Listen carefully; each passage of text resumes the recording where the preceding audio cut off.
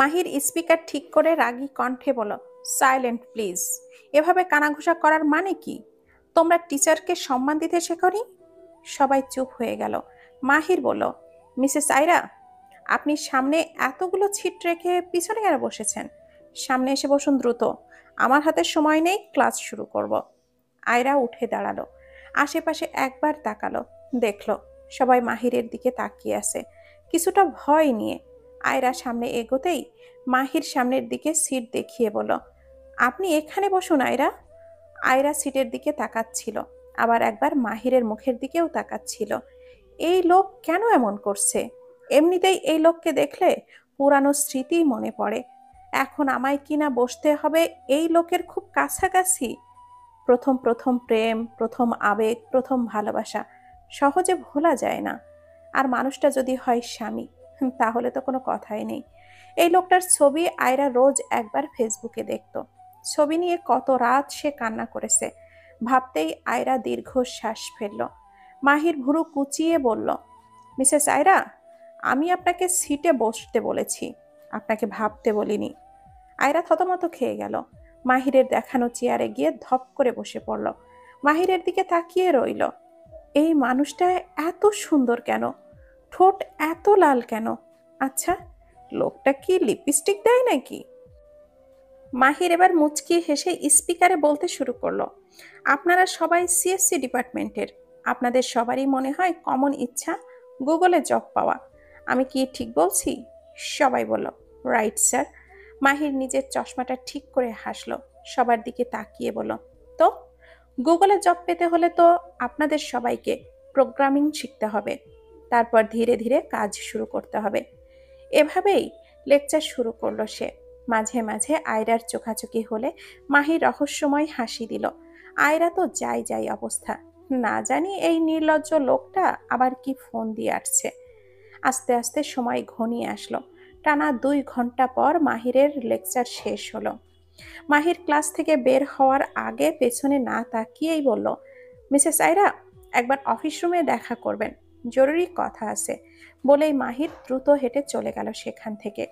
Ayra seat থেকে উঠে ভার্সিটির করিডোর দিয়ে হাঁটতে শুরু করলো। রাগে আয়রার মুখ লাল হয়ে গেছে। আমি ওই লোকটার রুমে একদমই যাব না, ফালতু লোক একটা। আয়রা লিফটে উঠল, নিচতলার বোতামটা চাপলো, নিচে নেমে রিক্সা করে বাসার উদ্দেশ্যে রওনা হলো। মাহির অনেকক্ষণ ধরে অপেক্ষা করে বসে আছে। বডিগার্ড জয়ের দিকে তাকিয়ে বলল, কিরে জয়, আমার বউ গেল কোথায় রে? এখনো আসছে না কেন? জয় বলল, ম্যাম তো চলে গেছে স্যার। মাহির রেগে গিয়ে ভাবলো, আমার বউ আমায় এতটা ইগনোর করছে কেন? বউ পাখি, তোমাকে একবার কাছে পাই তাহলে বোঝাবো আমাকে ইগনোর করার ফল। আয়রার বাবা বসে আছে, এটা কি আমি ঠিক করলাম মাহিরকে আয়রার থেকে দূরে রেখে? কিন্তু কি বা করার ছিল আমার? আয়রা তো কখনোই নিজের ভালোটা বোঝেনি। আয়রাকে এই কষ্ট না দিলে ও কখনোই ভালোভাবে পড়াশোনা করতো না। কত জোর করে আয়রাকে ছোটবেলা থেকে পড়াশোনা করিয়েছি। ফ্ল্যাশব্যাক, যখন ক্লাস 9-এ পড়ে, আয়রা কান্না করতে করতে বলতো, বাবা আমি আর পড়াশোনা করব না। আয়রার বাবা বলল, কেন? আয়রা বলল, আমার পড়াশোনা করতে একদমই ভালো লাগে না বাবা। আয়রার বাবা তখন বললেন, পড়াশোনা তো করতেই হবে মা, পড়াশোনা ছাড়া গতি নেই। আমি তো আর চিরকাল থাকবো না। আয়রা রেগে চিৎকার করে বলল, না বাবা, আমি পড়াশোনা করব না। আয়রার বাবা তখন বলে উঠল, তুমি কি ভুলে গেছো তুমি জজের মেয়ে? তুমি পড়াশোনা না করলে মান সম্মান থাকবে না আমার। আমি পড়াশোনা করতে চাই না, কেন তোমরা আমাকে জোর করছো? তারপর মাহির চলে যাওয়ার পর আয়রা কান্না মাখা গলায় বলল, বাবা আমি আবার সুন্দর করে পড়াশোনা করতে চাই। যে মানুষটা আমায় অবহেলা করেছে তাকে আমি দেখিয়ে দিতে চাই আমি অশিক্ষিত নই। তারপরে আয়রা আবারও এইচএসসি পরীক্ষা দেয়, গোল্ডেন A+ পায়। কিছুদিন নর্থ সাউথ ইউনিভার্সিটিতে অ্যাডমিশন পরীক্ষাও দেয়, আর টপ 10-এর মধ্যে আয়রার নাম থাকে। আয়রা জিদ করে সিএসসি ডিপার্টমেন্টে সে ভর্তি হবে, কারণ মাহির সিএসসি ডিপার্টমেন্টেরই তাই। বর্তমানে আয়রা বাবার ফোনটা বেজে উঠল। মিস রুবি বলল, স্যার, আয়রা আমাকে 5 দিন ধরে গাড়ি নিয়ে যেতে নিষেধ করেছিল, কি করব? আয়রার বাবা তখন বলল, এখন জানাচ্ছ কেন? আগে জানাওনি কেন? রুবি তখন বলে উঠল, আয়রা মানা করেছিল। আয়রা রিক্সা থেকে নেমে ফ্ল্যাটের দরজা খুলল। হঠাৎ আয়রার ফোনটা বেজে উঠল। ভয়ে ভয়ে ফোনটা ধরল। আয়রার বাবা তখন বলল, কি ব্যাপার আয়রা? এসবের মানে কি? তুমি 5 দিন ধরে গাড়ি ব্যবহার করছো না কেন? তুমি রুবিকে মানা করেছো কেন যে তুমি গাড়িতে চলাচল করতে চাও না? রিক্সায় কেন যাচ্ছ? তুমি কি ভুলে গেছো কার মেয়ে তুমি? আয়রা বলল, বাবা, আমার গাড়ি নিয়ে চলাচল করতে ভালো লাগে না। কেমন দম বন্ধ বন্ধ লাগে। তুমি জানো না আমার শত্রু কত আশেপাশে? তবুও কেন এমন বিহেভ করছো? আর তুমি জাজের মেয়ে হয়ে সাধারণভাবে চলাফেরা করতে পারো না? তোমার জিদ বাদ দাও আয়রা, কালকেই গাড়িতে চলাচল শুরু করবে। আমি মিস রুবিকে বলবো তোমায় যেন গাড়িতে করেই সব জায়গায় নিয়ে যায়। আয়রা আর কিছু বলল না। আয়রার বাবা জাস্ট স্টপ। আর আয়রা কোনো কথা নয়। আমার মুখের উপরে কথা বলা আমি পছন্দ করি না। আয়রা ফোনটা কেটে বিছানায় ধপ করে বসে পড়ল। চোখ দুটো বন্ধ করে নিল, যেন সব শব্দ আর পরিস্থিতি থেকে নিজেকে দূরে রাখতে চায়। মনে মনে বলল, আমি কি ভুলি? আর আমি কি ভুল? নাকি বাবা বোঝেন না আমার অনুভূতি? আমাকে সব সময় একটা খাঁচায় বন্দি করে রেখেছে। একটু পর আয়রা উঠে জানালার কাছে গিয়ে দাঁড়ালো। বাইরে রিক্সাগুলো চলছিল, সাধারণ মানুষের স্বাভাবিক জীবনের দৃশ্য। সেই দৃশ্য দেখে সে দীর্ঘশ্বাস ফেলল। বাবা কি কখনো বুঝবে আমি কি চাই? আমি সাধারণভাবে বাঁচতে চাই। এত আয়োজনের মধ্যে এত নিরাপত্তার ভিড়ে আমি শ্বাস নিতে পারি না। আয়রা রান্নাঘরে গিয়ে রান্না করতে শুরু করলো। তাপসী মাছ আর ভাত রান্না করছে। রান্না শেষ হলে রুমে ঢুকে আয়রা নিজের ডেস্কে বসলো। খাতা কলম তুলে ডায়েরি নিয়ে কিছু লিখতে শুরু করলো। তার মন আজ খুব ভারী। বাবা, আপনি বুঝতে পারছেন না যে আমি শুধু স্বাধীন হতে চাই। আমাকে সবসময় জজের মেয়ে হিসাবে দেখতে দেখতে আপনি ভুলে গেছেন যে আমি একজন মানুষ। আমারও স্বপ্ন আছে, আমারও ইচ্ছা আছে। লেখা থামিয়ে সে হঠাৎই নিজের ফোনের স্ক্রিনে মাহিরের নামটা দেখতে পেল। বুকটা ধক করে উঠল। ফোনটা হাতের মুঠোয় চেপে ধরলো, কিন্তু ফোনটা ধরলো না। মনে মনে বলল, আমি ওর ফোন ধরবো না। আমার কাছে ওর কথা শোনার সময় নেই। কিছুক্ষণ পর মাহির থেকে একটা টেক্সট এলো, তোমার সাথে কথা বলতে চাই, ফোনটা ধরো। আয়রা মেসেজটা পড়ে রাগে ফুঁসে উঠল। মনে মনে বলল, আমি ঠিক করেই নিয়েছি, ওর কাছ থেকে যত দূরে থাকা যায় ততই ভালো। আয়রা ফোনটা বন্ধ করে রাখলো। মাহির ফোন করলো, দেখলো আয়রার ফোন বন্ধ। রেগে গেল। সামনে থাকা গ্লাসটা দেওয়ালে ছুঁড়ে মারলো। কিছু না বলে লিফটে উঠলো। পেছনে পেছনে জয়ও উঠলো। মাহির নিচতলার বোতামে চাপ দিল, লিফট নামলো। মাহির নিজের গাড়ির দিকে এগিয়ে গেল। জয় পাশে বসে আছে, ঢোক গিলছে। সে জানে স্যার কতটা রাগী। ম্যামের আজ কি হবে তা ভেবেই যেন গাটা শিউরে উঠছে। মাহিরের লিফট থেকে নিজের গাড়ির দিকে এগিয়ে গেল। জয় তবুও কোনো কথা বলল না। মনে মনে সে শুধু প্রার্থনা করছে যেন পরিস্থিতি নিয়ন্ত্রণের বাইরে না যায়। গাড়ি চলতে শুরু করলো। মাহিরের শক্ত হয়ে থাকা মুখটা দেখে জয় আরো বেশি অস্থির হয়ে উঠল। মাহির হাত শক্ত করেই স্টিয়ারিং ধরা, চোখে যেন ঝড় বইছে। জয় ভয়ে ভয়ে বলল, স্যার একটু শান্ত হন, হয়তো ম্যামের ফোন বন্ধ হওয়ার পেছনে অন্য কোনো কারণ হয়েছে। মাহির চোখটা একবার জয়ের দিকে ঘোরালো, কিন্তু কোনো উত্তর দিল না। গাড়ির স্পিড ধীরে ধীরে বাড়তে লাগলো।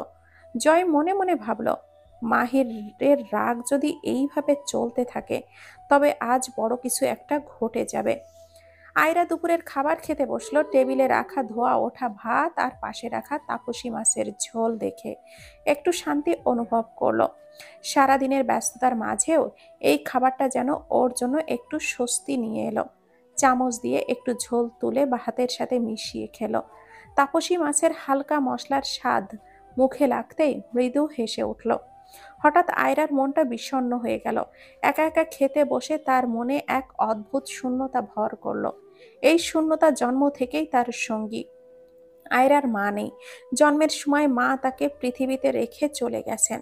তার জীবনে মায়ের স্মৃতি নেই, কিন্তু মায়ের অভাবটা প্রতিটা মুহূর্তে অনুভব করে।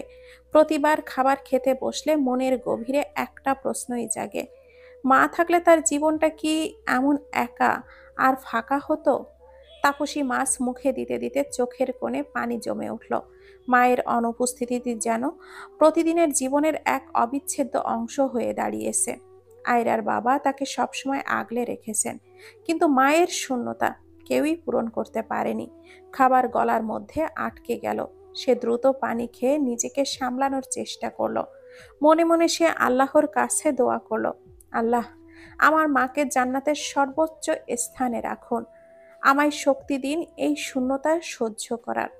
আয়রা খাবার খেয়ে উঠল। হঠাৎ কলিং বেল বেজে উঠল। দরজা খুলে দেখলো যারা দাঁড়িয়ে আছে। যারা হাসি মুখে বলল, ভাবি কেমন আছো? আয়রা হাসি দিয়ে উত্তর দিল, আলহামদুলিল্লাহ, ভালো আছি। আয়রা হাসি দিয়ে উত্তর দিল। যারা একটু চিন্তা করে বলল, তোমার মুড কিছুটা অন্যরকম লাগছে, কিছু কি হয়েছে?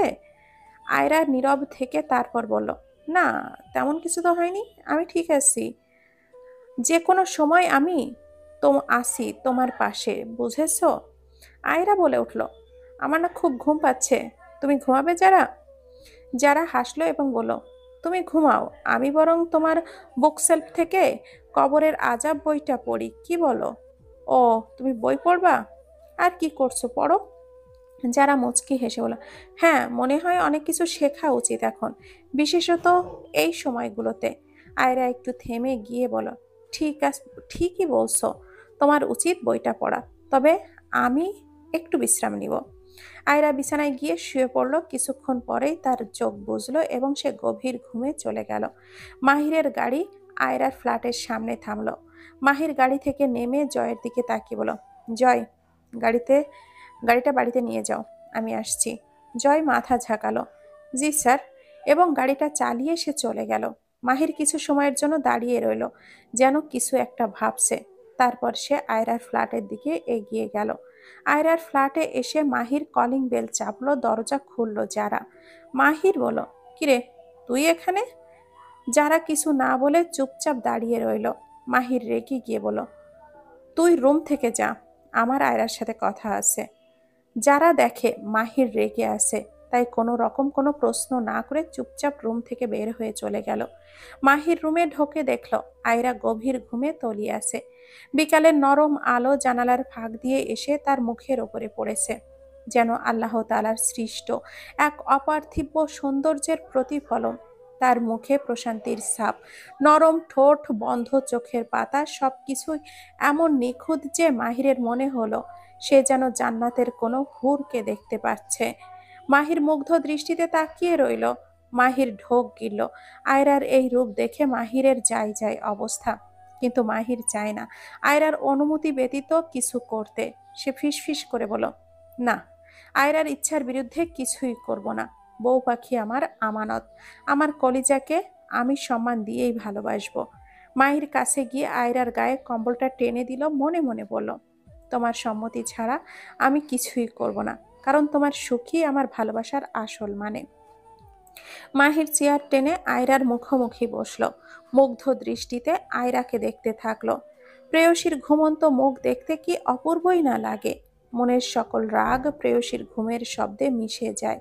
প্রেয়সীর এই জান্নাতি রূপ দেখে প্রেয়সীকে গভীরভাবে ছুতে ইচ্ছা করছে, কিন্তু আমি ছুব না প্রেয়সী, কারণ আমি জানি প্রেয়সী, আমি যদি তোমার অনুমতি ব্যতীত তোমায় ছুঁই, তোমার কোমল হৃদয়ে রক্তক্ষরণ হয়ে যাবে। তোমার রক্তক্ষরণ তোমার পাগল প্রেমিক সইতে পারবে না প্রেয়সী। তোমার সুখ, তোমার শান্তি আমার সমস্ত চাওয়া পাওয়ার ওপরে। তাই তোমার এই ঘুমন্ত মুখের প্রশান্তি দেখেই আমি তৃপ্ত থাকি প্রেয়সী। মাহির আয়রার ডান হাতটা নিজের হাতে নিল। হাতটা খুঁটিয়ে খুঁটিয়ে দেখতে শুরু করলো। হাতের আঙ্গুলে মেহেদি দেওয়া, আঙ্গুলগুলো কুচকে কুচকে কালো হয়ে গিয়েছে। মাহির হাসলো, মনে মনে পড়ল কিছুদিন আগে ফেসবুক পেজে পোস্ট করছিল, মেয়েদের মেহেদি রাঙা আঙ্গুল দেখতে সত্যি অপূর্ব লাগে। মেহেদির লালিমায় মাখা সেই আঙ্গুলগুলো যেন সৌন্দর্যের এক অনন্য প্রতিচ্ছবি। প্রতিটি নকশা, প্রতিটি রেখায় লুকিয়ে থাকে এক অন্যরকম মাধুর্য। এমন রূপ দেখে চোখ যেন ঠিকরে যায়, হৃদয় মুগ্ধ হয়ে ওঠে। বলে, সৌন্দর্য, সৌন্দর্যের সত্যিকারের মানে এটাই। মাহির আয়রার দিকে ঝুঁকে আয়রার গাল স্পর্শ করলো। আস্তে আস্তে একা বলল, প্রেয়সী, আমার ফেসবুক পোস্টটা দেখে তুমি মেহেদি দেওয়া শুরু করেছো। জানো, তোমার এই মিষ্টি ভালোবাসার ছোঁয়ায় নিজেকে পাগল পাগল লাগে।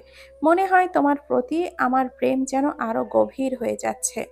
তোমার মেহেদি রাঙা আঙুল দেখে মনে হয় এই জীবনে আমি সব কিছু পেয়েছি, কারণ তোমার ভালোবাসাই আমার জীবনের সবচেয়ে বড় পাওয়া। মাহির আয়রার ঠোঁটের দিকে নজর দিল। হালকা গোলাপি ঠোঁট। মাহির ঠোঁট দুটো হাত দিয়ে ছুঁয়ে দেখল। তোমার এই কমলার কোয়ার মতো দেখতে ঠোঁট দুটো আমাকে অনেক বেশি টানে প্রেয়সী। তোমার ঠোঁটের মিষ্টি রং আর আকার যেন এক অপূর্ব চুম্বক, যা আমার সমস্ত অনুভূতিকে অনুভূতপূর্ণ করে তোলে। আয়রা গভীর ঘুমে হঠাৎ মনে হলো কেউ তার ঠোঁট দুটো নিয়ে নাড়াচাড়া করছে। হঠাৎ ভয় পেয়ে বিছানা থেকে লাফ দিয়ে উঠল। দেখলো মাহির বসে আছে। চোখ ঢোলে আবারও তাকালো। একা একাই বলল, না, ভুল দেখছি না তো? ঘুমের ঘোরে কি দেখেছি কে জানে। এই, আপনি বারবার আমার এত কল্পনায় আসেন কেন? একটু শান্তি দেন না কেন? 3 বছর ধরে খালি কল্পনায় আসেন। মাহির ঠোঁট চেপে হাসল। ভাবল তার প্রেয়সী তার কথা ভাবে। প্রেয়সীর মনেও তার জন্য একটি জায়গা আছে। মাহির হেসে বলল, তা কি করলে মনে হবে আমি এখানে বাস্তবে আছি? আয়রা এবার লাফ দিয়ে উঠে বিছানা থেকে নামলো। তার মনে পড়ল সেই দিন একটা জিনের গল্প সে পড়েছিল তার কথা। আয়রা চিৎকার শুরু করলো, জিন ও আল্লাহ গো, বলেই দোয়া ইউনুস পড়া শুরু করলো। মাহির রেগে গিয়ে বলল, কি, তুমি কি পাগল হয়ে গেছো? আমি তোমার মাহির। আয়রা বলল, সত্যি তুমি আমার মাহির? মাহির কিছু না বলে আয়রার কোমরটা জড়িয়ে ধরে কাছে টানলো। আয়রার হাত দুটো নিজের গলায় রাখলো। কপালে 5টা চুমু দিল। আয়রার কপালে নিজের কপালটা ঠেকিয়ে বলল, এবার বিশ্বাস হয় আমি জিন নই, তোমার মাহির? আয়রা কাঁপাকাঁপি শুরু করে দিল। মাহির ভুরু কুঁচকে বলল, এ কি বউ, তুমি কাঁপছো কেন? আয়রার আর কম্পন শুরু হয়ে গেল। হঠাৎ মাহিরের নজর পড়ল আয়রার ঠোঁট দুটো যেন কাঁপছে। মাহির ঘোর লাগা দৃষ্টিতে তাকিয়ে রইল। আয়রা ঢোক গিলল।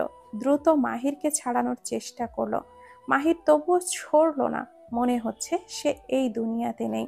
আয়রা ভয় পেয়ে গেল। এই দৃষ্টি দেখে মনে মনে ভাবল, বেটার মতলব তো খারাপ।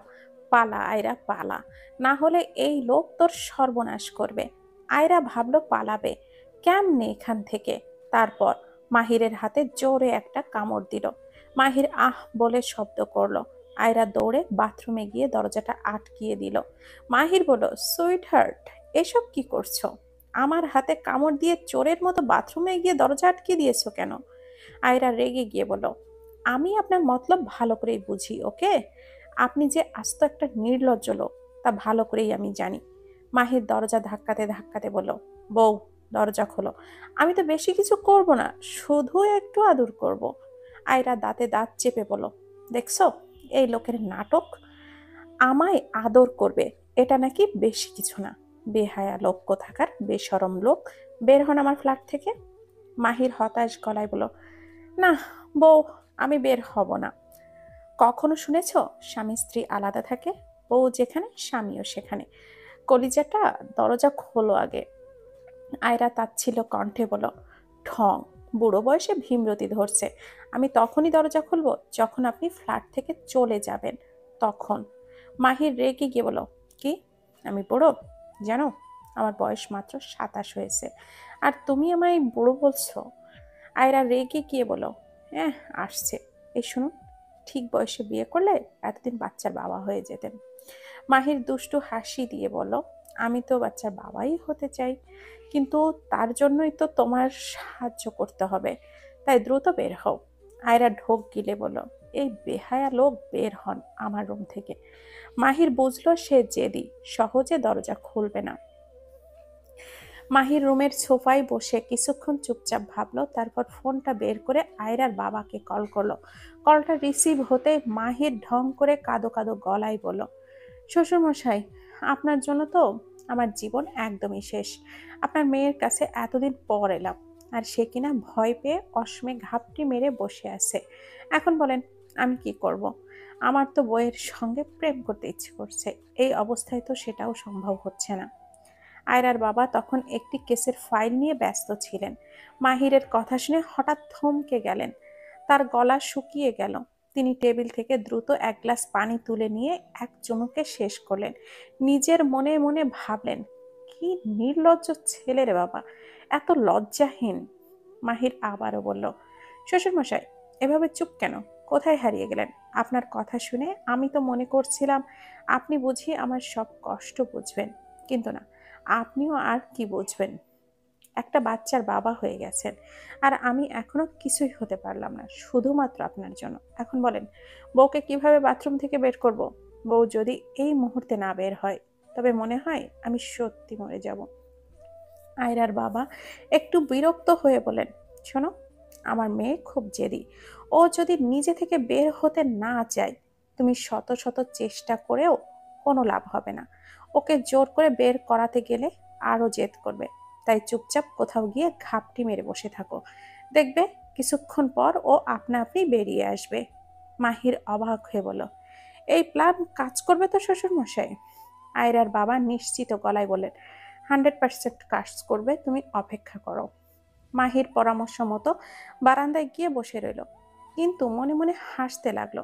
শ্বশুর মশাই, আপনার মেয়ে বের না হলে কিন্তু আপনাকেই দায়ী করব। 30 মিনিট পার হয়ে গেছে আর আয়রা এখনো বাথরুমে বসে আছে। পুরো শরীর ভিজে গেছে, ঠান্ডায় কাঁপতে শুরু করেছে। দরজার ফাঁক দিয়ে দেখলো আশেপাশে মাহিরের কোনো চিহ্ন নেই। মনে মনে একটা দীর্ঘশ্বাস ফেল, অবশেষে বাঁচলাম। আয়রা শাওয়ার নিয়ে নিজেকে একটু ফ্রেশ করলো, ভিজে কাপড় পরেই বাথরুম থেকে বের হলো। হঠাৎ সামনে মাহিরকে দাঁড়িয়ে থাকতে দেখে চমকে উঠে একটা চিৎকার দিয়ে বলো, এই, আপনি এখনো যাননি? মাহির হেসে বলল, না বউ, যেতে পারিনি, তোমাকে রেখে যেতে ইচ্ছে করে না। কাছে আসো, একটু আদর করে দিই। এই কথাটা শুনে আয়রার মুখ যেন রাগে লাল হয়ে গেল। সে দাঁতে দাঁত চেপে বলল, আপনি কি আর কিছু বোঝেন না? এসব নাটক বাদ দিয়ে সরুন আমার সামনে থেকে। মাহির কিন্তু এত সহজে ছাড়া পাত্র না। সে ধীরে ধীরে হেঁটে আয়রার দিকে এগিয়ে এলো। তারপর তার হাত ধরে টেনে বলল, তোমার রাগও এত সুন্দর যে আমার আরো বেশি করে আদর করতে ইচ্ছে করছে। আয়রা রাগে কাঁপতে কাঁপতে বলল, এই ছাড়ুন আমাকে, না হলে। মাহির হেসে বলল, না হলে কি করবে? রাগ করে বাথরুমে গিয়ে আবারও বসে থাকবে? বউ, এত সুন্দর মুখে রাগ মানায় না, এখন একটু হেসে দেখাও, না হলে আমার বউ পাখি বলে ডাকবো না আর। এই শুনে আয়রা পুরো কাঁপতে কাঁপতে বলল, আপনার বউ পাখি কে? হ্যাঁ, আমি কিছুতেই হেসে দেখাবো না। মাহির মুচকি হেসে বলল, ঠিক আছে, তাহলে জোর করেই হাসাবো। বলেই মাহির হঠাৎ করেই আয়রাকে নিজের দিকে টেনে নিল। আর আয়রা কাঁদো কাঁদো গলায় বলল, ছাড়ুন আমাকে, এভাবে জোর করবেন না। কিন্তু মাহিরের চোখে দুষ্টামি আর মুখে এক চিলতে হাসি। তোমার রাগ যত বাড়বে, আমার ভালোবাসাও তত বাড়বে। তাই রাগ কমাও, না হলে আমার বউ পাখিকে নিজের ডানা দিয়ে জড়িয়ে ধরবো। আয়রা রেগে তাকিয়ে রইল। মাহির যে সবে পাত্তা না দিয়ে ধীরে ধীরে আয়রাকে আরো কাছে টেনে আনলো। আয়রা তখনও রাগে গজগজ করছে, চোখের দৃষ্টি অগ্নি। মাহির হেসে বলল, তোমার রাগ দেখে মনে হচ্ছে তোমায় শান্ত করার নতুন উপায় বের করতে হবে। এ কথা বলেই মাহির হঠাৎ করেই আয়রার গালে একটা মিষ্টি চুমু খেয়ে নিল। তারপর কপালেও একটা চুমু দিল। মাহির গভীরভাবে তাকিয়ে বলল, আয়রা জান, তোমার প্রতি ভালোবাসা যেন প্রতিদিনই বেড়ে যায়। আমি তোমায় সত্যিই অনেক ভালোবাসি। আয়রার চোখটা বড় বড় হয়ে গেল। সে চিৎকার করে বলল, এই, আপনি কি করছেন কি এভাবে আমার গালে? মাহির হেসে বলল, তোমার রাগ কমানোর চেষ্টা করছি বউ। আয়রা রাগে লাল হয়ে গেল। আপনি কি জানেন না, আমি আপনার এই পাগলামি একদমই সহ্য করতে পারি না। আর ভালোবাসার নামে এই অতিরিক্ত আদর টাদর আমার একেবারেই পছন্দ নয়। মাহির মুচকি হেসে বলল, তুমি যত রাগ করবে আমি তত ভালোবাসবো। তোমার রাগই আমার কাছে মধু, আর তোমার বকা তো আমার প্রাণের সঙ্গীত। আয়রা হাত দিয়ে মুখ ঢেকে বলল, আল্লাহ, আমি কি করে এই পাগলের সঙ্গে থাকবো? মাহির ধীরে ধীরে আয়রার হাতটা ধরে তার আঙ্গুলগুলো দেখতে লাগলো। তারপর গভীর দৃষ্টিতে মেহেদির নকশা দেখে হেসে বলল, আয়রা জান, এই মেহেদি কি শুধু আমার জন্য দিয়েছো নাকি অন্য কারোর জন্য? আয়রা চোখটা বড় বড় করে রাগী স্বরে বলল, আপনার জন্য মেহেদি দিতে হবে কেন? আমি আপনার প্রাণপ্রিয় বউ নাকি যে দিব ভালোবেসে? মাহির মুচকি হেসে বলল, বউ তো তুমি আমারই, আর অন্য কারো নাও। তাই ভাবলাম এই মেহেদি নিশ্চয়ই আমার নামেই দিয়েছ। আয়রা গাল ফুলিয়ে বলল, আপনার মেহেদি দেখার কোনো দরকার নেই, এটা আমি নিজের জন্যই লাগিয়েছি। মাহির আবারও তার হাত দুটো তুলে নিয়ে মেহেদির নকশা দেখতে লাগলো। তারপর চুপচাপ একটা আঙ্গুলে আঙ্গুল বলিয়ে মুচকি হেসে বলল, তোমার হাতের মেহেদি যেমন সুন্দর, তেমনি তোমার রাগও তা মিষ্টি। তবে সত্যি করে বলো তো, মেহেদি দিতে গিয়ে আমার কথায় কি একবারও মনে হয়নি যে সোনা ময়না জামাইয়ের জন্য দিচ্ছ? আয়রা লজ্জা পেয়ে বলল, আপনার এমন পাগলামি আমি সহ্য করতে পারছি না। আপনার এভাবে কথা বলা বন্ধ করুন। মাহের মাথা নেড়ে হাসতে হাসতে বলল, আচ্ছা, আর কিছু বলবো না। তবে একটা কথাই, তুমি যতই অস্বীকার করো না কেন, তোমার এই মেহেদির রং আমার ভালোবাসার মতোই গভীর আর চিরন্তন। মাহির ধীরে ধীরে আয়রার আঙ্গুলে চুমু দিল, চোখে একরাশ ভালোবাসা নিয়ে বলল, তোমার এই হাতের প্রতিটা আঙ্গুল যেন আমার জীবনের সবচেয়ে দামি সম্পদ। মাহির আরেকটা চুমু দেওয়ার জন্য আঙ্গুল কাছে নিয়ে যেতেই আয়রা তড়িঘড়ি করে হাতটা সরিয়ে বলল, হাত ছাড়ুন। আপনি কি বুঝতে পারছেন না এটা ঠিক হচ্ছে না? মাহির কোনো জবাব না দিয়ে আয়রার কোমরটা জড়িয়ে ধরে নিজের কাছে টেনে নিল। আয়রার হাতের আঙ্গুলের সাথে নিজের আঙ্গুল মিলিয়ে নিয়ে গভীর দৃষ্টিতে তার চোখে তাকিয়ে বলল, তোমার রাগের আগুনে পুড়ে যেতে আমি প্রস্তুত, কারণ সেই আগুনে তোমার নাম যেন মনের প্রতিটি কোণে ছড়িয়ে পড়েছে চিরকালীন এই দগ্ধ স্মৃতি হয়ে। আমি চলে গিয়েছিলাম, বিশ্বাস করেছিলাম তুমি হয়তো শান্ত হবে, কিন্তু তুমি তখনও আমার জন্য অপেক্ষা করেছিলে। এমন এক নিষ্ঠুর অপেক্ষা যা আমি কখনো অনুধাবন করতে পারিনি। ফিরে এসে দেখি তোমার ঠান্ডা মুখ, এ যেন এক নিষ্ঠুর আমাবস্যার চাঁদ যা আমাকে আরো গভীরভাবে বোকা বানিয়ে ফেলে।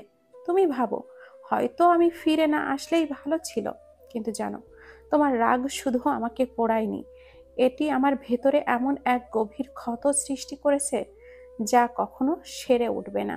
সেই ক্ষত, সেই দাগ, তারা সব সময়ের সাথেই আরো গভীর হতে থাকে। আর আমি জানি যতই তুমি আমাকে ত্যাগ করতে চাও, আমি তোমার কাছে আরো গভীরভাবে টানবো। তোমার রাগ আমাকে বিষাক্ত করে তোলে, কিন্তু সেই বিষেই আমি আরো ভালোবাসাতে বাধ্য হই। এটি এক অস্বীকারযোগ্য কষ্ট যে আমি কখনো মেনে নিতে পারবো না। তবুও তোমার ভালোবাসায় সেই বিষে ডুবে থাকবো, কারণ সেই বিষেই আমার অস্তিত্ব বাঁচে, সেই বিষেই আমার প্রাণের দোলা আছে।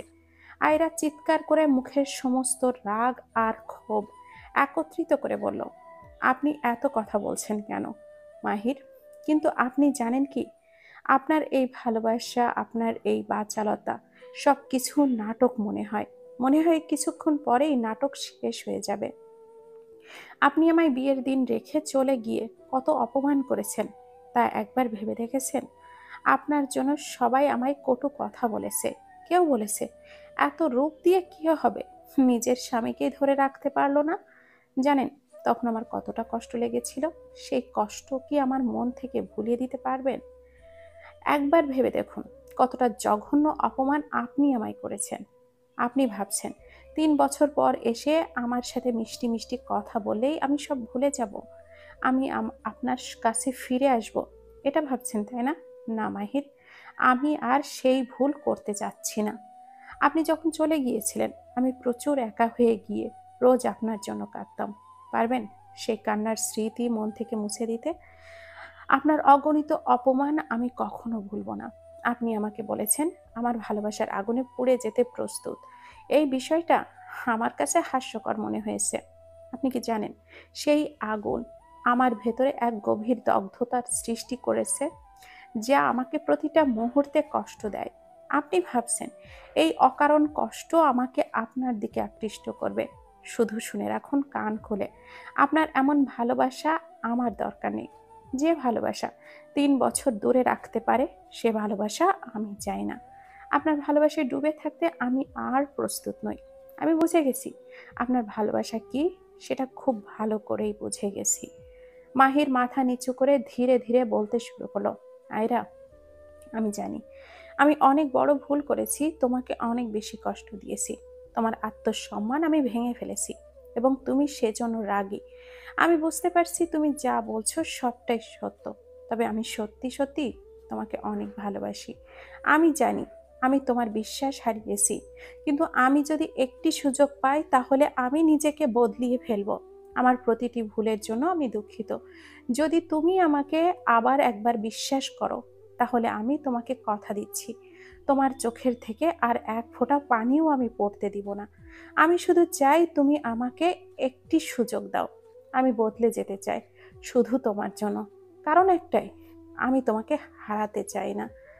আয়রা মাহিরকে ধাক্কা দিয়ে দূরে সরিয়ে দিল। তার চোখে ক্ষোভ আর কষ্টের ছাপ স্পষ্ট। কিন্তু মাহির এক মুহূর্তের জন্যও থেমে থাকলো না। সে ধীরে ধীরে আয়রার দিকে এগিয়ে এসে আবার তাকে নিজের কাছে টেনে নিল। আয়রা একাধিকবার তাকে ঠেলে সরিয়ে দিতে চেষ্টা করলো, কিন্তু মাহির তাকে শক্ত করে আঁকড়ে ধরল। মাহির আয়রার কপাল ও গালে একের পর এক অসংখ্য চুমু দিল, যেন তার সমস্ত অনুভূতি প্রকাশ করতে চায়। তারপর মাহির আয়রাকে নিজের বুকের সাথে জড়িয়ে ধরে খুব ভালোবাসার সুরে বলল, ভালোবাসি আয়রা জান, তোমার প্রতি আমার এই ভালোবাসা কখনো শেষ হবে না আয়রা জান। মাহিরের বুকের মধ্যে আয়রার মাথা লেগে থাকায় মাহির আরো গভীরভাবে আয়রাকে জড়িয়ে ধরল। যতই তুমি আমাকে দূরে ঠেলে দাও, আমি তোমাকে ছাড়বো না। তুমি শুধু আমার। তোমাকে পাওয়ার জন্য আমাকে যদি পৃথিবীর শ্রেষ্ঠ খারাপ ব্যক্তি হতে হয়, তাহলেও আমি রাজি বউ পাখি। বলেই আয়রার চোখে চুমু দিল। হাত দিয়ে আয়রার চোখের পানি মুছিয়ে দিতে দিতে বলল, এই চোখ থেকে পানি পড়ুক তা আমি একদমই চাই না কলিজা। তোমার চোখের অশ্রু আমার হৃদয় ভেঙে দেয়। তুমি জানো না, তোমার এক ফোঁটা কান্না আমার পৃথিবীকে অন্ধকার করে দেয়। আমি চাই এই চোখে শুধু হাসির ঝিলিক থাকুক, আর সেই হাসির আলোয় আমার জীবন উজ্জ্বল হোক। তুমি সুখেই থাকো কলিজা, কারণ তোমার সুখেই আমার শান্তি। আয়রা এবার রেগে মাহিরের দুই হাতে কামড় দিল আর চিংড়ি মাছের মতো এক দৌড়ে পাশের রুমে গিয়ে দরজাটা আটকিয়ে দিল। মাহির পেছনে পেছনে দৌড়াতে দৌড়াতে বলল, কি গো বউ, এমন কামড়াকামড়ি শুরু করছো কেন? আমার হাত মনে হচ্ছে আস্ত রাখবে না। আয়রা বলল, আপনাকে কামড় দিব না তো কি করব? কোলে নিয়ে নাচবো? মাহির হেসে বলল, চাইলে কোলে নিয়ে নাচতে পারো, কিন্তু তোমার যা শরীর আমার কোলেই নিতে পারবে না। জান পাখি, দরজাটা খোলো। এই নিয়ে দুইবার দরজাটা আটকিয়েছো, এটা কি ঠিক বলো? তোমার সোনা ময়না কলিজার জামাইটা কষ্ট পাচ্ছে। আয়রা বলল, এই, আপনি এসব জানেন কি করে? আপনাকে আমি সোনা ময়না কলিজার জামাই ডাকি? মাহির ঠোঁটে চেপে হেসে বলল, বউ, তোমার এমন কোনো কথা নেই যে আমি জানি না কলিজা। সোনা বউ আমার, দরজাটা খুলে দেখো, তোমার জামাইয়ের নিঃশ্বাস আটকে যাচ্ছে। আয়রা ভেংচি কেটে বলল, ঢং শুরু করেছে, যাক, বের হয়ে যাক। মাহির বলল, তুমি তো দেখছি খুব নিষ্ঠুর বউ। মাহির 30 মিনিট ধরে অনেক বলল দরজা খুলতে। আয়রা সেই এক জিদ ধরেই বসে আছে, খুলবে না। মাহির এবার রেগে চিৎকার দিল এক ধমক, এই মেয়ে, দরজা খুলবে তুমি? আয়রা রেগে গিয়ে বলল, এই, আপনার সাহস তো কম নয়, আমায় ধমক দিচ্ছেন? আমি আপনার ধমকের ভয় পাই না। মাহির রেগে গিয়ে বলল, তুমি কি চাও, আমি দরজাটা ভেঙে ফেলি? আয়রা বলল, হ্যাঁ, আসছে দরজা ভাঙবে। আপনি কি নিজেকে সিনেমার নায়ক ভাবছেন নাকি, যে লাথি দিলে দরজা ভাঙবে? দেখেন তো দেখি পারেন কিনা। আপনি কি জানেন সিনেমার দরজাগুলো কাগজের তৈরি থাকে, তাই নায়ক ভেঙে ফেলতেই পারে, কিন্তু আমার রুমের দরজা শক্ত কাঠ দিয়ে বানানো, এই দরজা সহজে ভাঙবে না। তা ভাঙুন। মাহির দরজায় রাগের চোটে দুইটা লাথি মারলো, তারপর রেগে টেবিলের উপরে পাশের চেয়ারে বসলো। আয়রা কিছু না ভেবে বসে রইল। কিছুক্ষণ পর দরজা খুলে বের হলো। মাহির দরজা খোলার শব্দ পেয়ে ঘুমানোর ভান করলো। আয়রা দেখলো মাহির টেবিলে মাথা দিয়ে ঘুমিয়ে আছে। মাহিরের চুলগুলো কপালে লেপ্টে আছে, ঠোঁট দুটো হালকা ফুলেছিল, আর চোখের পাপড়িগুলো যেন চারিদিকে ছড়িয়ে পড়ছিল। আয়রা ঢোক গিলল, এত সুন্দর একজন পুরুষ হতে পারে, এটা মাহিরকে না দেখলে সে হয়তো কখনোই বুঝতে পারতো না। চোখ সরাতে চেয়েও পারল না। আয়রা ঢোক গিলল, এত সুন্দর পুরুষও হতে পারে। তারপরে এমন মানুষ কি সত্যি আমার জীবনে থাকবে, নাকি শুধু কল্পনায় হয়ে যাবে? একটা মানুষ এতটা রাগী অথচ কোমল, আর এত সুন্দর অথচ জেদি সে। মাহিরের ঘুমন্ত চেহারার দিকে তাকিয়ে আয়রার রাগ যেন কমিয়ে গেল, কোথায় মিলিয়ে গেল। সে ধীরে ধীরে হাত বাড়িয়ে মাহিরের কপালে লেপ্টে থাকা চুলগুলো সরানোর চেষ্টা করলো, কিন্তু হাত মাঝপথেই থেমে গেল। নিজের ভেতরের দ্বিধা দমিয়ে রেখে হাত আবারও গুটিয়ে নেয়। ধরতে ভাবলো, আয়রা নিজেকে বোঝালো, না, এভাবে নিজের মনের দুর্বলতা দেখানো যাবে না। কিন্তু হৃদয় যেন কথা শুনতে চাইছিল না।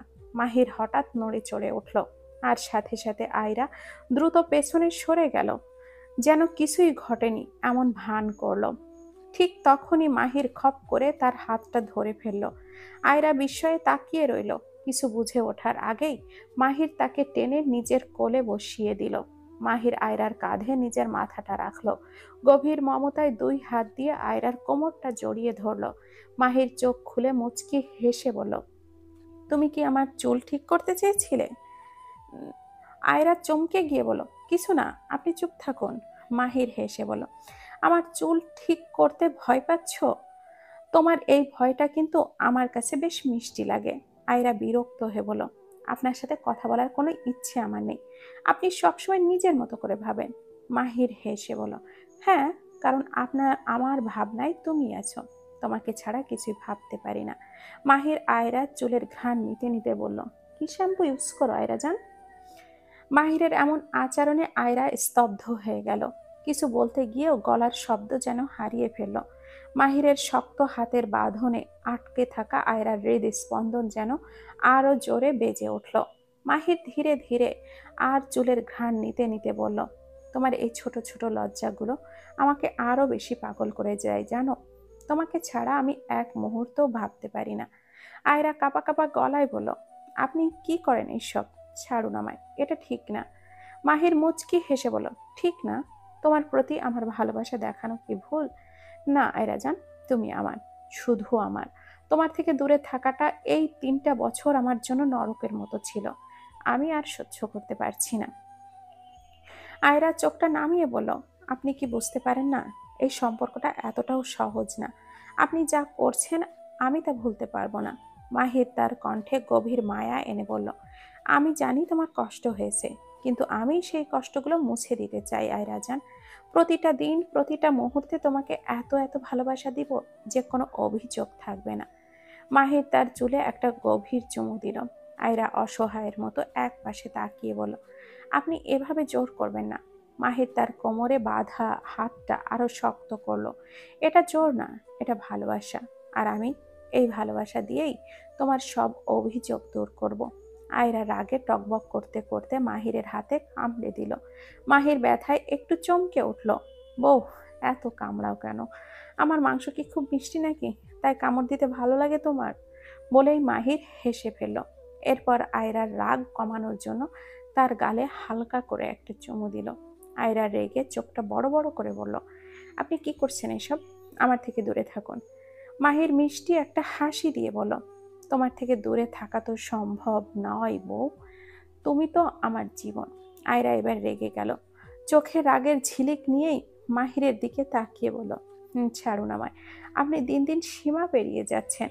মাহির হেসে আয়রাকে আরো কাছে টেনে নিয়ে বলল, সবাই পায় মায়াবতী বউ, আর আমি পেয়েছি একটা ধানি লঙ্কা বউ। তবে জানো, এই লঙ্কাবতীকেই এমন এক জাদু আছে যা মায়াবতীদের থেকেও অনেক বেশি মায়াবী। তোমার রাগ, জেদ, তোমার এই চোখের আগুন, সব কিছুতেই আমি ডুবে যাই। আয়রা কপট রাগে চোখ রাঙিয়ে বলল, আপনার মিষ্টি কথাগুলো আমাকে ফাঁকি দিতে পারবে না। মাহির হালকা হেসে বলল, আমি তো ফাঁকি দিচ্ছি না, সত্যি বলছি। আমার লঙ্কাবতীর এই জেদ, রাগ আমাকে পাগল করে দেয়। তবে মনে রেখো, এই রাগ শুধু আমার জন্য। তোমার হাসি, তোমার কান্না, সব কিছু আমার একার। আয়রা এবার আর কিছু না বলে মাথা নিচু করে চুপ করে রইল। কিন্তু মাহির আয়রা মুখটা ধরে মুচকি হেসে দিল। তোমার রাগের ভেতরেই আমার সব রাগ, সুখ লুকিয়ে আছে আমার বউ পাখি। আয়রা রেগে গিয়ে বলল, আপনি কিন্তু আগের মাহির। মাতাল চাহনি নিয়ে বলল, আয়রা যান, চোখের দিকে তাকাও। আয়রা জিদ করে নিচু হয়ে রইল, একদম তাকালো না। মাহির এবার রাগের গম্ভীর হয়ে বলল, তাকাবে না? ঠিক আছে। তারপর হঠাৎই গলার স্বর চড়া করে ধমক দিল, তাকা বলছি। আয়রা কেঁপে উঠল। এই গলার স্বরে অভ্যস্ত নয় সে। ধীরে ধীরে মাথা তুলে মাহিরের চোখের দিকে তাকালো। মাহিরের চোখে গভীর এক আবেগের ঝড় বইছে।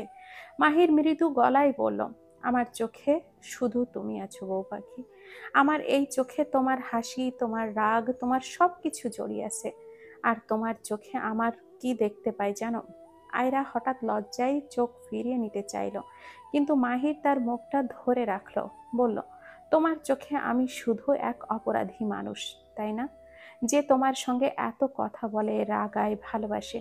কিন্তু জানো, তোমার চোখেই আমি আমার আসল পৃথিবী খুঁজে পাই। তুমি না থাকলে এই পৃথিবী শূন্য। আয়রার গাল হালকা লাল হয়ে উঠল। সে কিছু বলার আগেই মাহির নরম গলায় আবার বলল, তুমি যদি না চাও আমি আর কিছুই বলবো না, কিন্তু একবার বলো, তোমার চোখে আমি কি? আয়রা ধীরে ধীরে বলল, আপনার মতো পাগল, অসভ্য, নির্লজ্জ, নাটকবাজ লোক আর কেউ নেই আমার চোখে। মাহিরের মুখের হাসিটা এক মুহূর্তের জন্য উধাও হয়ে গেল। তার ভুরু কুঁচকে গেল আর চোখের রাগের ঝলক ফুটে উঠল। মাহির ধীরে ধীরে বলল, তোমার চোখে আমি এই সব, এটা বলতে পারলে? পাগল, অসভ্য, নির্লজ্জ, নাটকবাজ। মাহির উঠে দাঁড়ালো। তার গলায় অভিমান মিশ্রিত রাগ ঝরে পড়ছিল। তাহলে তোমার চোখে আমি মানুষ নই, তাই তো? আমি যে তোমার জন্য পাগল, সেটা অসভ্যতা? তোমার একটু হাসি দেখার জন্য আমি যে কোনো নাটক করতে রাজি, সেটাও ভুল? আর আমার ভালোবাসা, এটা আমার সবচেয়ে বড় দোষ, তাই না? আয়রা প্রথমে কিছুই বলল না। মাহিরের রাগ দেখে সে একটু কেঁপে উঠল, কিন্তু তবুও তার মুখে এক ধরনের অভিমানী ভাব রইল। মাহির রেগে গিয়ে বলল, তোমার চোখে যদি আমি শুধুই এইসব হই, তাহলে আমার চোখে তোমাকে কি বলবো বলো? একজন মায়াবতী, নাকি সেই লঙ্কাবতী যে আমার জীবনটা এলোমেলো করে দিল? তারপর মাহির একটু থেমে গলার স্বরটা নিচু করে বলল, কিন্তু একটাই কথা মনে রেখো, তোমার চোখে আমি যাই হই না কেন, আমার চোখে তুমি শুধু আমার হৃদয়ের রানী। আর এই রানীকে ছাড়া আমি কখনোই বাঁচব না। এই বলে মাহির মুখ ফিরিয়ে বারান্দার দিকে হাঁটতে শুরু করলো। তার পায়ের শব্দের মধ্যে যেন এক অদ্ভুত অভিমান মিশেছিল। আয়রা হতবাক হয়ে দাঁড়িয়ে রইল। মাহিরের কথাগুলো তার হৃদয়ের গভীরভাবে আঘাত করেছিল। আয়রা বারান্দায় গিয়ে রাগী গলায় বলল, আমি রান্না করতে যাচ্ছি মাহির, তাই আর যদি ডিস্টার্ব করেন তাহলে খবর আছে। আর দ্রুত ফ্ল্যাট থেকে বের হন। মাহির চুপচাপ দাঁড়িয়ে রইল, কোনো উত্তর দিল না। তার চোখে কোনো মুগ্ধতা ছিল না, শুধু গভীর কষ্টের ছায়া। বারান্দায় হাঁটতে হাঁটতে ভাবছিল, আয়রার রাগ তো অনেক গভীর। ওর এই রাগের জন্য দায়ী তো আমি। আমি সবসময় ভুলটাই করে বসি। রান্নাঘরে গিয়ে আয়রা দ্রুত কাজ শুরু করলো। ডিম ও আলু আর ডাল সেদ্ধ দিতে গেল। ফুচকা খাবে তাই, কিন্তু আয়রার মনে একটা অদ্ভুত অস্বস্তি কাজ করছিল। বারবার নিজেকে শান্ত করার চেষ্টা করছিল, কিন্তু মাহিরের অভিমানী চোখের চাহনিটা তার মনে ঘুরপাক খাচ্ছিল। অন্যদিকে মাহির চেয়ারে বসে নিজের চিন্তায় ডুবে রইল। দীর্ঘশ্বাস ফেলে ভাবছিল, এই মেয়েটা একদিকে আমায় রাগায়, আবার অন্যদিকে আমাকে পুরোপুরি মুগ্ধ করে দেয়। এত জিদ, এত শক্ত মনের মানুষ, কিন্তু তবুও সে আমার। আর এটাই আমার সবচেয়ে বড় সুখ। হঠাৎ মাহির চেয়ার ছেড়ে উঠে দাঁড়ালো। রান্নাঘরের দিকে কয়েক পা এগিয়ে গিয়ে দরজার কাছে দাঁড়ালো। ভেতরে আয়রার ব্যস্ততা দেখতে দেখতে হেসে বলল, শোনো রানী সাহেবা, আমি ডিস্টার্ব করব না, কিন্তু রান্নার শেষে খেতে ডাকতে ভুলে যেও না, কারণ তোমার রান্না খাওয়ার আমার সবচেয়ে বড় আনন্দ। আয়রা মাহিরের কথায় মুখ ঘুরিয়ে একবার চোখ তুলে তাকালো। তার মুখ পর মুখটা গম্ভীর করে বলল, চুপ করে যান। কথা না বলে শান্তি পান না, তাই না?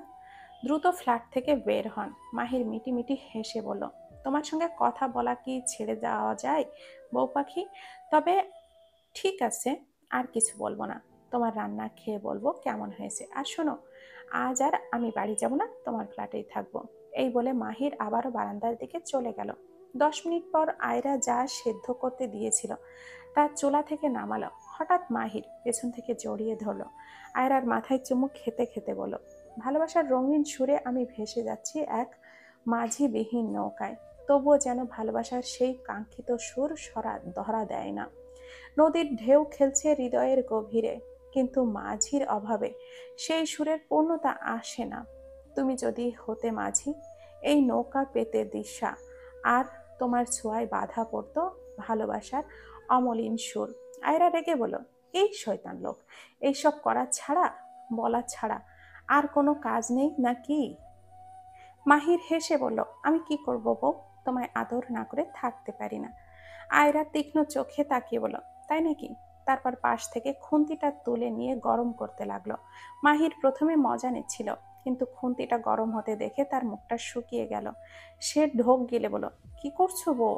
আয়রা আরো রেগে গিয়ে বলল, ও মনু, মরে ছাড়বা না? এই গরম খুন্তিটা তোমার হাতে দুইটা চাপ্পাইয়া দিয়ে রুম, তারপর তুমি দুইটা দিন ধইরা শুধু কই কই করবা আর লাফাইবা। এখন কও মনু, কোনটা হারমা? ওগো বধূ, চুপ কে? এই, আপনি যাবেন নাকি এই গরম খুন্তি আপনার হাতে চেপে ধরবো? মাহির ভয় পেয়ে তাড়াতাড়ি আয়রাকে ছেড়ে দিয়ে বলল, আরে বউ, এমন আর করবো না বলেই রান্নাঘর থেকে দৌড়ে পালালো। আয়রা তাকে যেতে দেখে নিজের হাসি চাপতে না পেরে হেসে ফেলল। তারপর শয়তানটা ভয় পেয়েছে, বেশ হয়েছে, এরকম করা উচিত। মাহি রান্নাঘর থেকে পালিয়ে গিয়ে দূর থেকে বলল, আরে বউ, তোমার মতো ভয়ঙ্কর বউ পেয়ে আমি কি যে বিপদে পড়েছি। আয়রা খুন্তিটা টেবিলের উপরে রাখার ভান করে বলল, আপনি আর কি কিছু বলবেন? যদি আর একবার রান্নাঘরে আসেন, তাহলে আপনার হাত আমি ঝলসে দিব। কাছে আসেন তো দেখি। মাহির মাথা নাড়িয়ে বলল, না বউ, তুমি রেগে গেলে আমি কাছে আসি না। তোমার রাগ শেষ হলে ডাক দিও, তখন অনেক মিষ্টি করে আদর করব, ওকে কলিজা? আয়রা চোখ ঘুরিয়ে বলল, আদর তো দূরে থাক, আরেকবার কাছে আসলে রান্নাঘরের সব কিছু আপনার মাথায় ভাঙবো। মাহির দূর থেকে হাসি মুখে বলল, তাহলে দুঃখ নেই, তোমার রাগ না পড়া পর্যন্ত আমি এখানে নিরাপদ দূরত্বে থাকবো। আয়রা রাগের চোটে দাঁতে দাঁত চেপে মনে মনে বলল, এই শয়তান লোকটা আর কখনো ঠিক হবে না। মাহির একটু এগিয়ে এসে বলল, তাহলে রাগ কমে গেছে তাই তো? আয়রা চোখ বড় বড় করে বলল, কমতে দেরি হবে না, আবার বাড়তেও দেরি হবে না, শুধু আপনি এখন রান্নাঘর থেকে যান। মাহির হেসে বলল, ঠিক আছে বউ, আমি তোমার বুদ্ধিমানের স্বামী হয়ে চলে গেলাম, বলেই হাসতে হাসতে রান্নাঘর থেকে বেরিয়ে গেল। 20 মিনিট পর আয়রা রান্নাঘরে ফুচকা ভাজতে লাগলো। মাহির কিছুক্ষণ পর এসে আয়রাকে ঘুরিয়ে বুকের মাঝে জড়িয়ে ধরে রোমান্টিক সুরে বলল, শোনো হৃদয় রানী, তোমার ছোট ছোট মিষ্টি অভিমানগুলো যেন আমার হৃদয়কে নতুন করে জাগিয়ে তোলে। তোমার প্রতিটা কথায় আমি আরো একটু ডুবে যাই, আর তোমার প্রতিটা স্পর্শে যেন পৃথিবীটা নতুন করে রঙিন হয়ে ওঠে। দিন শেষে তোমার শান্ত মুখ দেখে মনে হয় এই জীবনের সব অশান্তি, সব দুঃখ শুধুই তোমার জন্য মধুর হয়ে গেছে। তুমি সবসময় এমনই থেকো, আমার হৃদয়ের একমাত্র রানী হয়ে, আমার জীবনের অমর প্রেম হয়ে। আয়রা হঠাৎ এমন কথা শুনে থমকে গেল। হাতে ফুসকা ভাজার চামচটা নিয়ে চোখ বড় বড় করে বলল, মাহির, রান্নাঘরে এসব কি করেছেন? মাহির আর শক্ত করে জড়িয়ে ধরে বলল, হৃদয় হরণীর কলিজার বউ আমার, রোম্যান্স করছি। তারপর কপট রাগে বলল, এই শয়তান লোক, আপনার লজ্জা নেই? কতবার বলেছি আমাকে শান্তিতে থাকতে দিন। মাহির হেসে বলল, তোমার শান্তি আমার কাছে এসেই পাবে বউ। তুমি জানো না বউ, তোমার কাছাকাছি এলে আমার হৃদয় শান্ত হয়ে যায়। আয়রা মুখ ফিরিয়ে বলল, এই নাটক বন্ধ করুন, আমি কাজ করছি, আপনার সাথে রোম্যান্স করার সময় আমার নেই। মাহির হাল ছাড়ল না। সে আয়রার গালের এক পাশে চুমু দিয়ে বলল, তুমি রাগ করলেও তোমার এই মুখটা এত মিষ্টি লাগে বউ, যে আমার বারবার আদর করতে ইচ্ছে করে। আয়রার মুখে রাগ দেখালেও গাল দুটো লাল হয়ে উঠল। আস্তে করে বলল, আপনার এই অসভ্যতা কখন থামবে, হ্যাঁ? মাহির হেসে বলল, তুমি আমার হৃদয় হরণী, তাই এই অসভ্যতা তো আমার প্রিয় কাজ হয়ে থাকবে আজীবন। এখন চুপ করে আমার বুকের মাঝে কান পেতে শোনো। এই বুকের প্রতিটি ধড়পড়ানো দিক জানান দেয় শুধু তোমার জন্য ভালোবাসা। প্রতিটা স্পন্দনে তোমার নাম উচ্চারিত হয়, আর তোমার অনুপস্থিতিতে যেন এই হৃদয় ফাঁকা ফাঁকা লাগে। তুমি দূরে থেকেও এখানে আমার সব অনুভূতির মাঝে বিরাজমান। যদি কখনো মন খারাপ হয়, কেবল এই হৃদয়ের আওয়াজ শোনো, আর বুঝে যাও তুমি আমার একমাত্র চিন্তা, একমাত্র প্রেম। আয়রা মাহিরকে ধাক্কা দিয়ে বলল, আপনি এখন নাটক করছেন তাই না? আমার অনুভূতি নিয়ে খেলা করেছেন আপনি। আপনি তো 3 মাসের জন্য বাংলাদেশে আসছেন, তাহলে কেন এত ভালোবাসার নাটক? আমি না আপনাকে মানতে পারছি না মাহির, একদম পারছি না। আপনাকে দেখলেই পুরানো স্মৃতি মনে পড়ে। আমায় মুক্তি দিন, আমি আর এই দোটানায় থাকতে চাই না। বলেই আয়রা কাঁদতে লাগলো। মাহির রেগে গিয়ে রান্নাঘরে থাকা গ্লাসটা ভেঙে ফেললো। মাহির কিছু না বলে আয়রার দিকে এগোতে লাগলো। আয়রা ভয়ে কেঁপে উঠল। ভয়ে চলে যাওয়া ধরলে মাহির পেছন থেকে জড়িয়ে ধরলো। শুনে রাখো আয়রা, তুমি শুধু আমার বউ পাখি।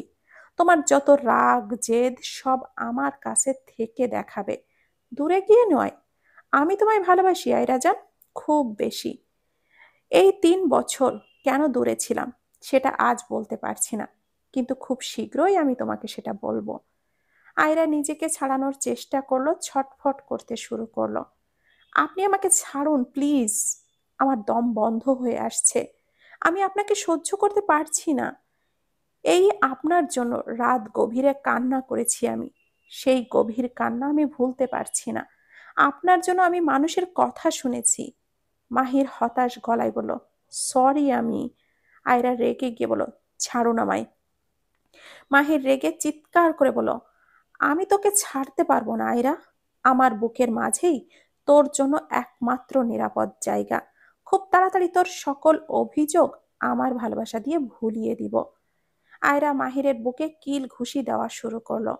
আয়রা চিৎকার করে বলল, ওই যে কাঁচের গ্লাসটা ভেঙেছেন না, সেটা জোড়া লাগাতে পারবেন? মাহির চুপ করে রইল। আয়রা বলল, হুম, পারবেন না তাই না? জানেন, আমাদের সম্পর্কটাও ঠিক ওই কাঁচের গ্লাসটার মতো, যা চাইলেও আর ঠিক করা যায় না। মাহির এক মুহূর্তের জন্য যেন স্তব্ধ হয়ে গেল। আয়রার কথাগুলো যেন তার হৃদয়ের গভীরে আঘাত করলো, কিন্তু নিজেকে সামলে নিয়ে আবারও আয়রাকে শক্ত করে জড়িয়ে ধরলো। আয়রা, আমি জানি আমি ভুল করেছি, তোমার প্রতি অন্যায় করেছি, কিন্তু আমি কাচের গ্লাস না যে ভেঙে গেলে জোড়া লাগানো সম্ভব নয়। আমি মানুষ, যার মনে অনুভূতি আছে, যার ভালোবাসা আছে। আর এই ভালোবাসা দিয়ে আমি আমাদের সম্পর্কটাকে আবারও ঠিক করতে চাই। আমি প্রতিজ্ঞা করছি, তোমার জীবনের সব দুঃখ আমি মুছে ফেলবো। আয়রা পেছনে ফিরে তার হাতটা উঁচু করে বলল, আপনার এই কথাগুলো এখন আমার জন্য অর্থহীন মাহির। আপনার প্রতিটি কথা আমার কাছে শুধু মিথ্যার মতো শোনায়। যদি সত্যি ভালোবাসতেন না, তাহলে এই 3 বছর আমাকে এভাবে একা ফেলে চলে যেতেন না। আর এটা পারতেনও না আপনি।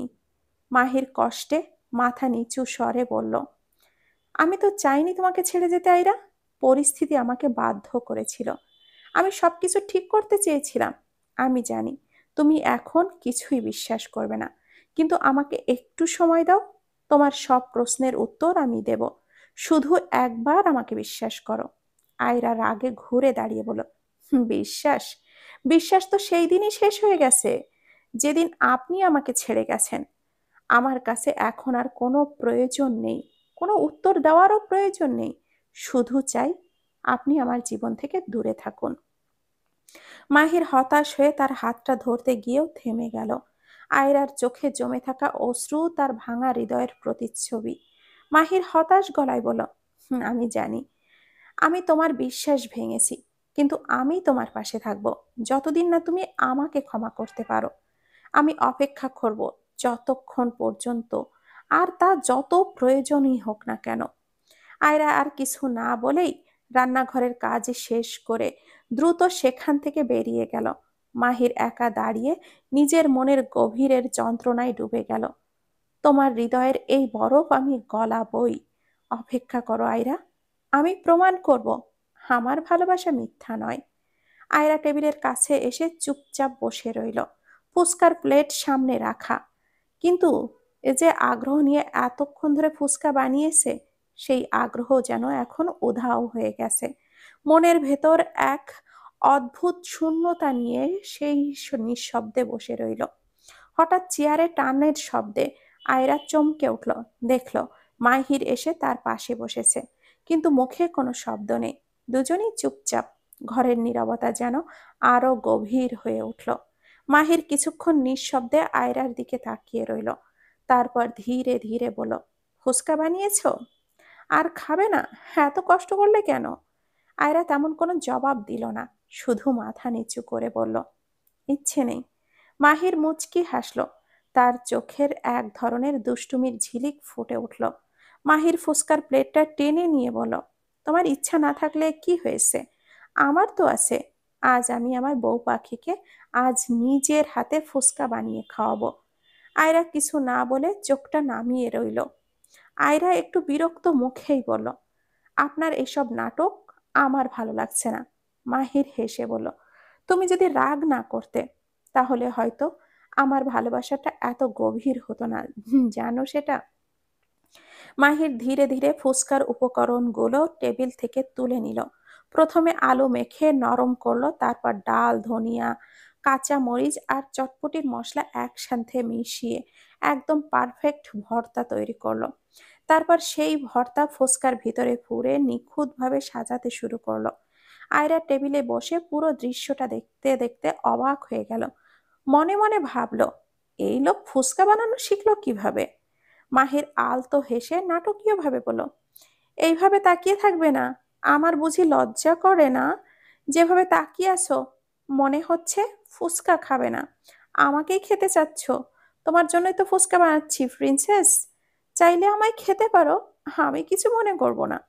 আয়রা থতমত খেয়ে রেগে গিয়ে বলল, নির্লজ্জ লোক, উনি নাকি আমার লজ্জা আছে? আর কি এমন কথা?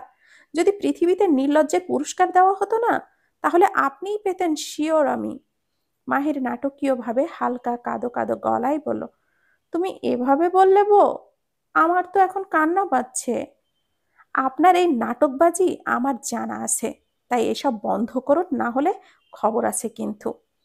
তোমার মতো বউ থাকলে মানুষ নাটকবাজি শিখবে, বুঝেছো? আয়রা ভুরু কুঁচকে বলে উঠল, এই, চুপ করবেন আপনি? মাহির কপাল চাপড়ে বলল, হায় আল্লাহ, আমার প্রতি আমার বইয়ের একটুও মায়া নেই, একটুও কষ্ট, একটুও মায়া নেই। কোথায় রাখবো এই কষ্ট আল্লাহ? আয়রা ভেংসি কেটে বলল, হুম, আসছে, ঢং যত সব। এই শুনুন, সত্যি করে বলুন তো, ফুসকা বানানো শিখলেন কিভাবে? মাহির হালকা হেসে বলল, আসলে তোমার হাসিটা দেখার জন্যই সব শিখেছি বউ পাখি।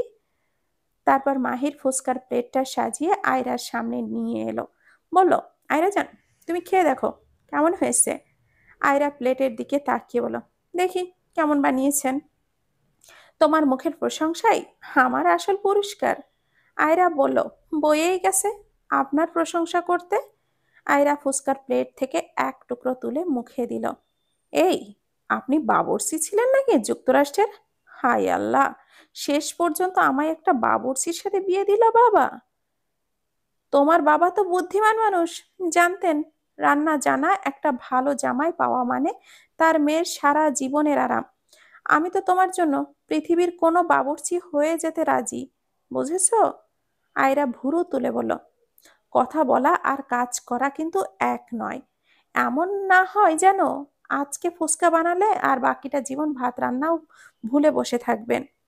মাহির চোখে মিষ্টি হাসি এনে বলল, তোমার মুখের এই মুচকি হাসি যদি প্রতিদিন দেখতে পাই না, তাহলে তো আমি রোজ রান্না করতে রাজি। তবে একটা শর্ত আছে।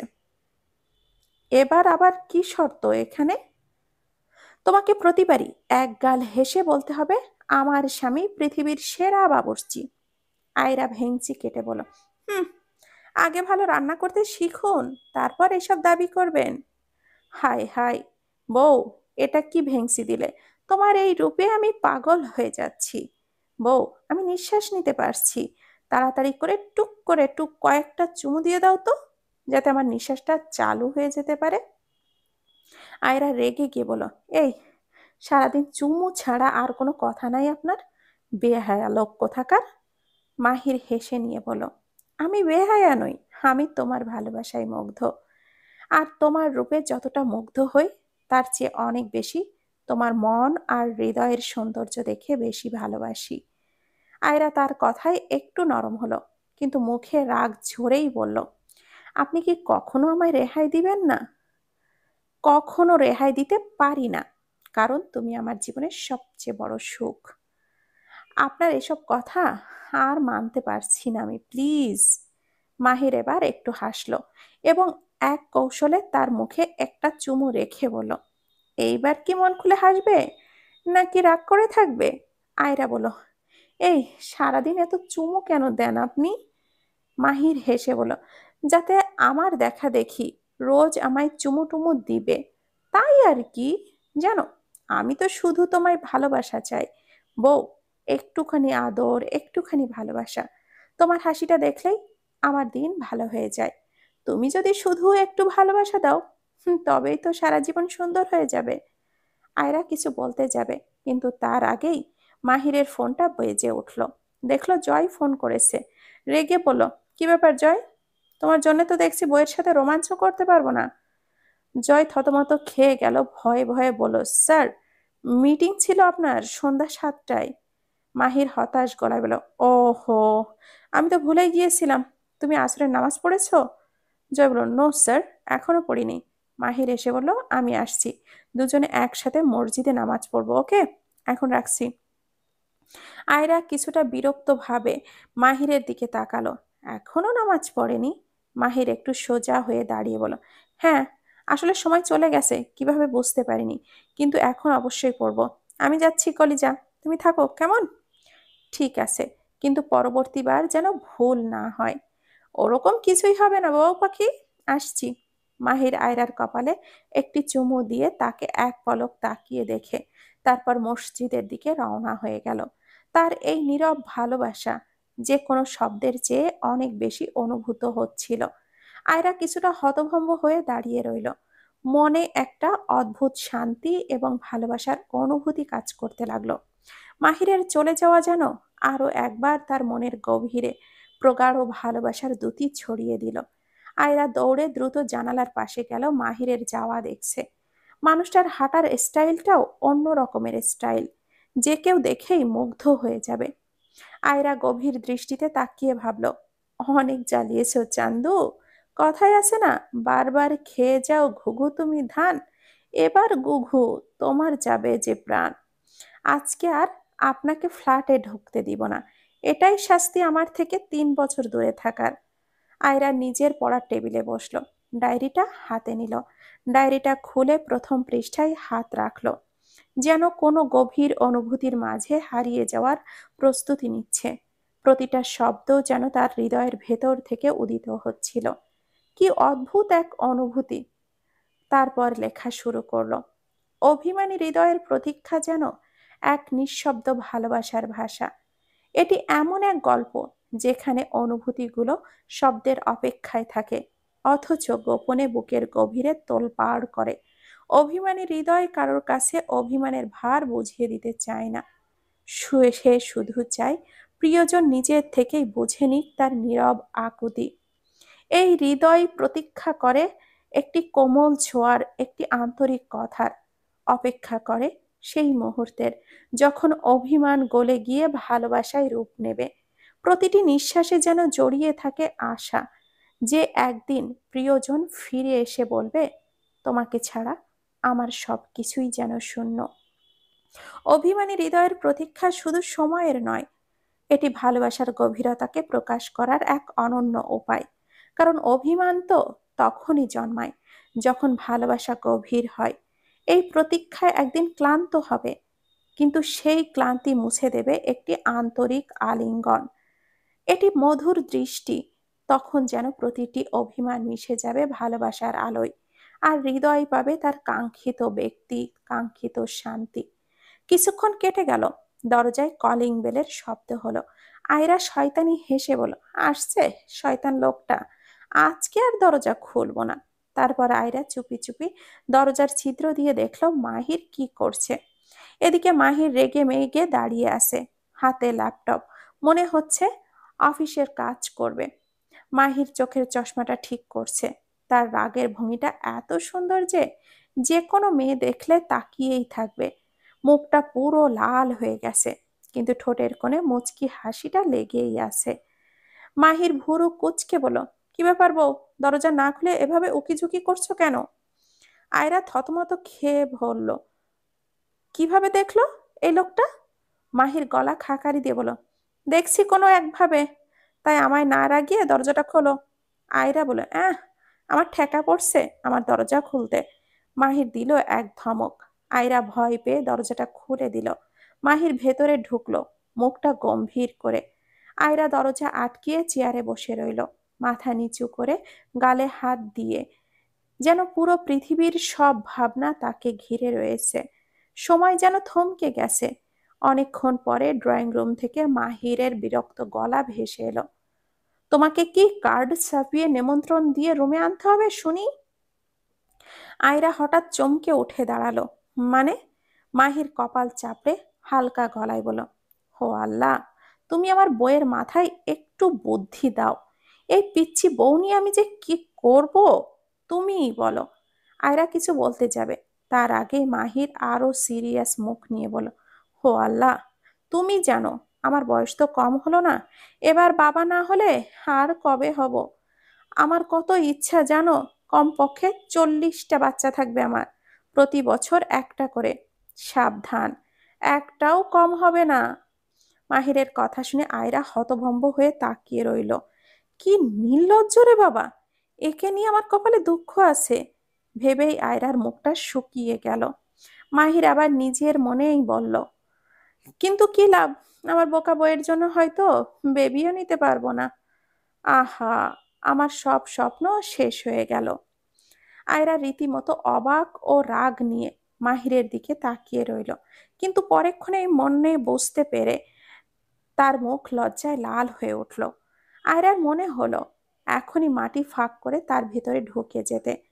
মাহির আয়রার দিকে তাকিয়ে মুচকি হাসল, এই যে, লজ্জা পাচ্ছে আবার?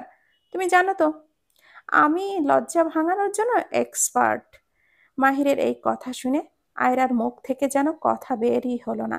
লজ্জায় মাথা নিচু করতেই মাহির বলল, তুমি এরকম লাজুক হলে আমার বাচ্চার পরিকল্পনা হবে কিভাবে বলো তো? তারপর আয়রা যা বলল তা শুনে মাহির মোটেও প্রস্তুত ছিল না। মাহিরের চোখ থেকে এক ফোঁটা পানি গড়িয়ে পড়ল। এখন প্রশ্ন, আয়রা কি এমন বলল? সুখের কথা নাকি কষ্টের কথা?